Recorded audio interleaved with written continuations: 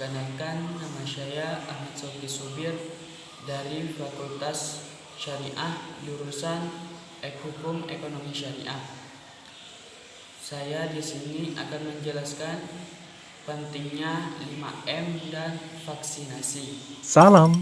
Coronavirus atau yang lebih dikenal dengan COVID-19 adalah virus yang muncul di tahun 2019, lalu menyebar dengan cepat ke seluruh dunia dan menjadi pandemi. Perlu diupayakan langkah sistematis dan tepat untuk menahan laju penyebarannya agar tidak semakin meluas. Salah satunya dengan menerapkan protokol kesehatan secara disiplin oleh semua pihak. So pasti kita semua ingin pandemi ini segera usai kan? Lalu, apakah gerakan 5M itu?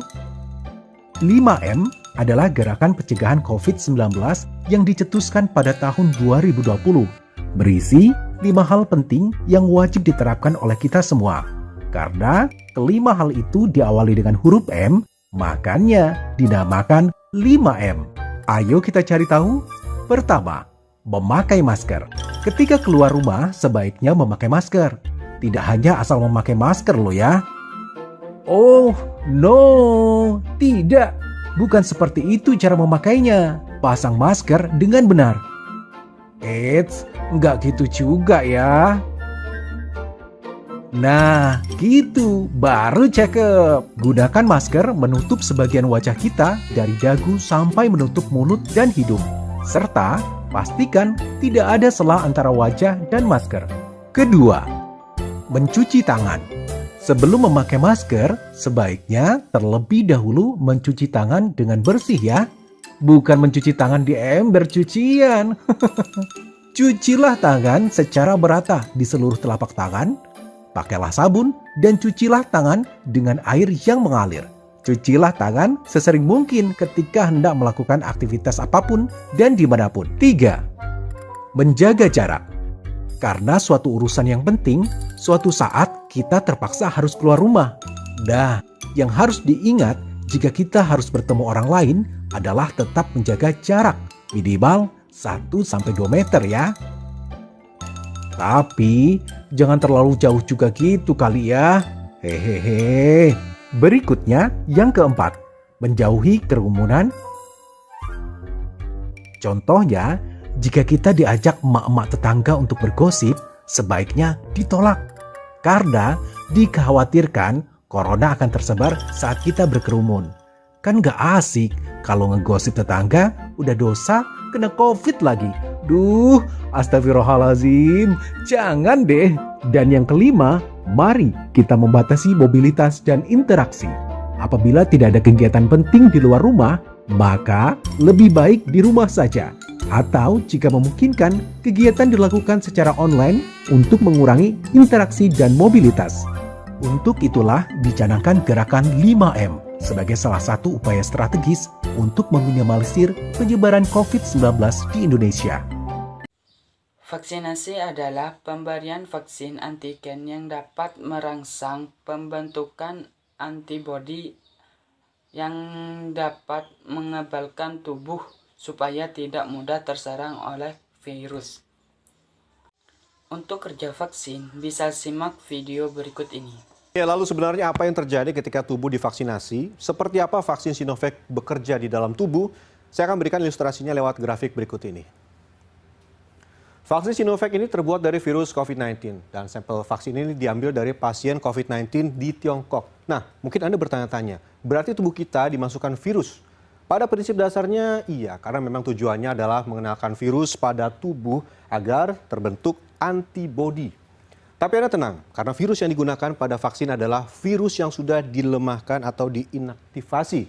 Pada prosesnya, beberapa peneliti juga menggunakan senyawa beta-propiolakton untuk menonaktifkan virus corona agar dia tidak terikat dengan gennya. Nah, vaksin Sinovac ini disuntikan di lengan, tepatnya di jaringan kulit, bukan pembuluh darah. Ingat ya, bukan di pembuluh darah. Tujuannya untuk memberi waktu sel tubuh mengenali virus. Kalau langsung di pembuluh darah, maka virus akan cepat menyebar dan bisa menjadi fatal bila menyerang organ vital. Kemudian apa yang terjadi setelah vaksinasi atau menyuntikkan virus pada tubuh? Nah, proses berikutnya adalah yang kita kenal dengan nama imunisasi. Nah, kita lihat pemirsa, ini tubuh memerintahkan pasukan antibodinya untuk melawan virus COVID-19. Inilah hebatnya sistem imun tubuh manusia. Karena ini virus baru, selain melawan, kelenjar limfa juga memproduksi antigen dari virus yang menyerang tubuh manusia. Karena virus yang disuntikan ini sudah lemah, maka ini memudahkan sel limfosit B dan T untuk mengalahkan sekaligus mengenali kode dari protein virus COVID-19.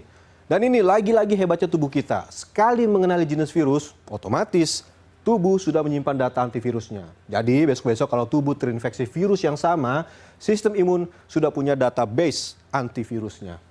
Serta cara untuk melawannya. Karena vaksinasi adalah mengenalkan virus pada tubuh, maka orang yang divaksinasi ini biasanya akan mengalami gejala seperti orang terinfeksi virus. Untuk vaksin Sinovac, hasil tes menunjukkan sekitar 20% relawan ini mengalami nyeri ringan akibat suntikan. Sementara 15% melaporkan merasakan sakit kepala setelah pemberian dosis pertama, tapi turun menjadi 10% untuk dosis kedua. Sementara sebanyak 5% relawan ini melaporkan merasa mual, kelelahan, bahkan nyeri otot.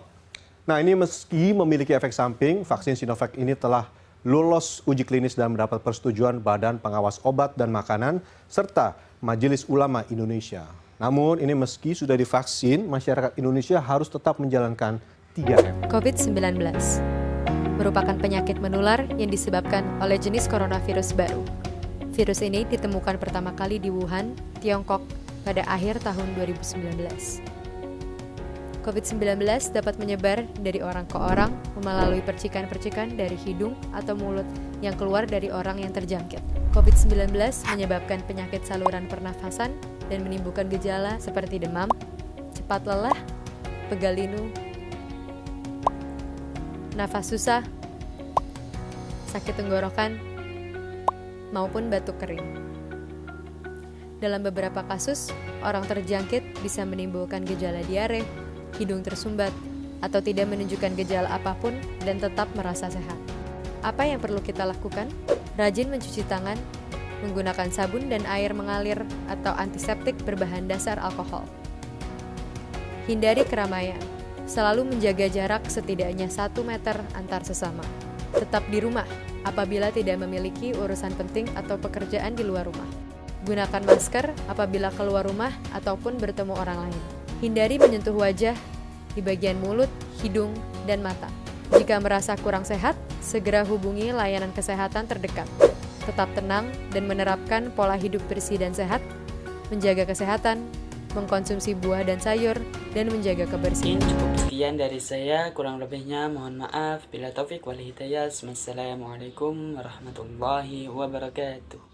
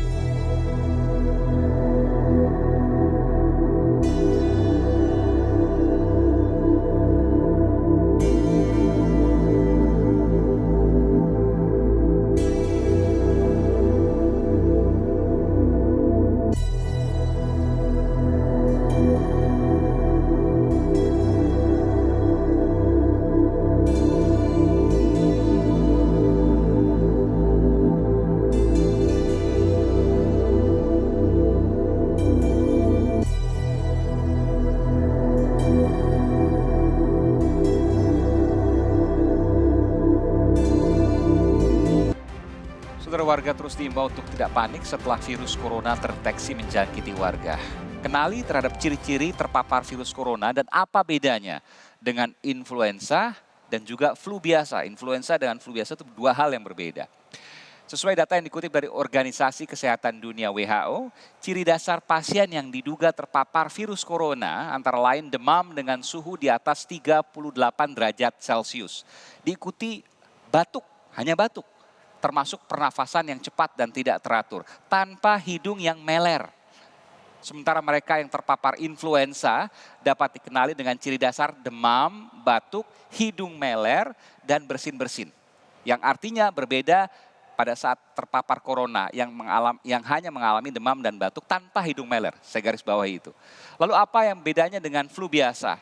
Pertama, tidak menimbulkan demam pada flu biasa, namun batuk hidung tersumbat, bersin, dan biasanya diikuti dengan tenggorokan yang sakit atau ketika parah dikatakan sebagai radang tenggorokan.